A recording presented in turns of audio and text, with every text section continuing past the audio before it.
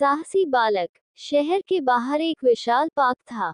उसी के साथ एक गहरी नदी तीव्र वेग से बहती थी।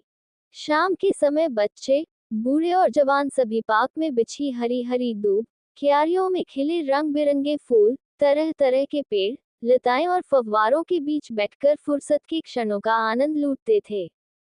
एक दिन पार्क में दो बच्चे खेलते कूदते नदी के तट पर पहुंच गए। शरारत तो बच्चों का स्वभाव है। दोनों एक दूसरे के साथ धक्का मुक्की करते हुए नदी में जा गिरे। नदी में बहते डूबते बच्चों पर माँ की निगाह पड़ी और वह एकदम बदहवास सी पागलों की तरह चिल्लाने लगी, अरे कोई मेरे बच्चों को बचाओ, देखो मेरे दोनों बच्चे डूब रहे हैं, कोई तो सहायता करो।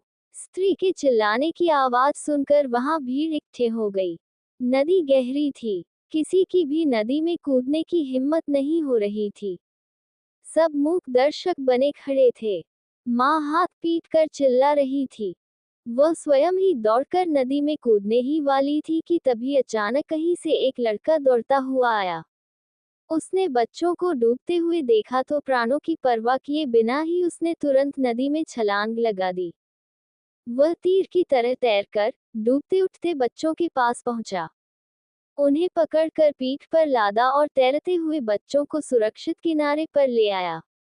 सभी दर्शक उसकी उदार साहसिकता को देखकर अचंभित रह गए।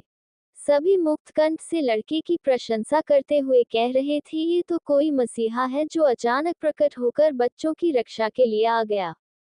बच्चों की मां ने रोते रोते लड़के को सैकड़ों दुआएं दे डाली। उसने कई बार प्यार से उसका माथा चूमा। इस साहसी और वीर बालक का जन्म एक गरीब किसान परिवार में हुआ था। इस बालक में आरंभ से ही उदारता, साहसिकता और परोपकारिता कूट कूट कर भरी हुई थी।